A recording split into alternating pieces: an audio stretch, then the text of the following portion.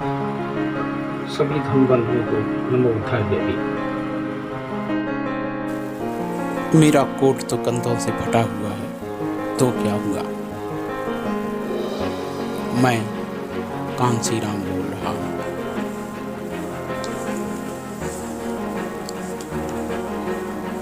एक बार की बात है, मान्यवर कांसी राम साहब सन 1985 में लंदन गए हुए थे। लंदन में अपने एक मित्र प्रेममान जी के साथ ठहरे हुए थे और प्रेममान सिंह जी ने बताया कि मान्यवर साहब उस समय रात को 2-2, 3-3 बजे तक समाज के सुख दुख की बातें करते थे। साहब उस समय जो कोट पहनते थे उसकी हालत बहुत कष्टा थी। एक रात को प्रेममान सिंह जी ने साहब से कहा, बाबूजी, आपका कोट कंधों से फटा हुआ है। तो साहब ने जवाब दिया, और उसे सुन करके किसी भी संवेदनशील व्यक्ति का कलेजा फट जाएगा। साहब बोले, मेरा तो कोट फटा हुआ है, तो क्या हुआ। मेरे समाज की लाखों गरीब औरतों की सलवारें फटी हुई हैं और साड़ियाँ फटी हुई हैं। उनके पास सिलने के लिए ना सुई है ना धागा है। साहब की आवाज में वो दर्द था समाज के लिए, जिससे सुन करके किसी की भी आंखों में आंसू आ जाए। और तभी अचानक प्रेम जी का ध्यान साहब के जुराबों की ओर गया। देख करके बहुत दुखी हुए। तो साहब ने देखा और कहा, मेरी फटी जुराबों का क्या है प्रेम, मैंने तो नंगे पैर भी यात्रा की है। मैं नंगे पैर भी यात्रा पर रहता हूँ और यहाँ तक कि मैंने कई बार नंगे पैर साइकिल भी चलाई है। और हमें चप्पलें भी कहाँ नसीब होती हैं। और वैसे भी आगे बढ़ने के लिए जूते और चप्पलों की और जुराबों की आवश्यकता नहीं होती, हौसले भरे कदमों की आवश्यकता होती है। साहब जब लंदन में ही थे तो उन्होंने वहाँ के लोगों से एक अपील की थी कि आप लोग मुझे पैसा ना दें, मैं पैसा इकट्ठा करने के लिए यहाँ नहीं आया हूँ।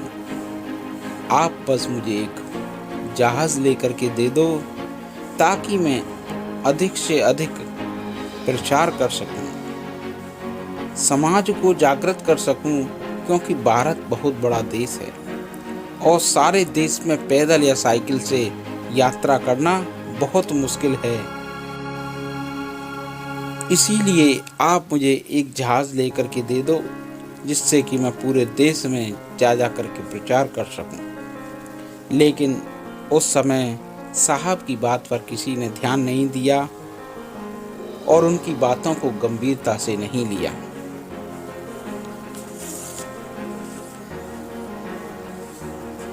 तब साहब ने लंदन में ही कहा कि मैं आज से 10 साल बाद 1995 में भारत के सबसे बड़े प्रदेश में सरकार बना करके दिखाऊंगा। उसमें हमारी सरकार होगी। भले ही मैं पंजाब से आता हूँ, पंजाब का रहने वाला हूँ, लेकिन पंजाब के लोग सरकार बनाने में दिलचस्पी नहीं ले रहे हैं। इसीलिए मैं अपना पूरा ध्यान उत्तर प्रदेश पर लगा रहा हूँ और मुझे विश्वास है कि आने वाले 10 साल बाद मैं उत्तर प्रदेश में सरकार बना करके दिखाऊंगा। लेकिन लोगों ने साहब की बातों को फिर गंभीरता से नहीं लिया। लेकिन जब 1993 में सपा के साथ मिलकर के और फिर 1995 में भाजपा के साथ मिलकर के ठीक 10 साल बाद बहुजन समाज पार्टी ने अपनी सरकार बनाई, उस समय लंदन वालों को साहब की ताकत का एहसास हुआ। साहब ब्राह्मणवाद, मनुवाद और आरएसएस के खिलाफ खूब बोलते थे, तो ऐसे में उनको सुरक्षा का खतरा रहता था। तो एक बार उनसे किसी ने पूछा कि साहब आप इन लोगों के खिलाफ इतना बोलते हो, तो क्या आपको आपकी सुरक्षा का खतरा नहीं? साहब आप अपने साथ सिक्योरिटी रखा करो। इस पर साहिब ने उत्तर दिया, जो कि बहुत ही हैरान करने वाला था, कि मैं जिस सीट पर बैठ करके हवाई जहाज में सफ़र करता हूँ, जहाज के जितने भी स्टाफ के लोग होते हैं उनकी आंखें उसी सीट पर लगी रहती हैं, कहीं मुझे कोई दिक्कत तो नहीं। क्योंकि मैं तुम्हें बताऊं, एयर इंडिया में ज़्यादातर हमारे समाज के कर्मचारी हैं, जो कि प्रत्यक्ष और अप्रत्यक्ष रूप से हमसे जुड़े हुए हैं। इसमें तकरीबन 26 लाख लोग हैं, जो कि पूरे देश भर में अलग अलग तमाम डिपार्टमेंटों में काम करते हैं और समाज के लिए हमारे साथ कंधे से कंधा मिलाकर के सहयोग करते हैं।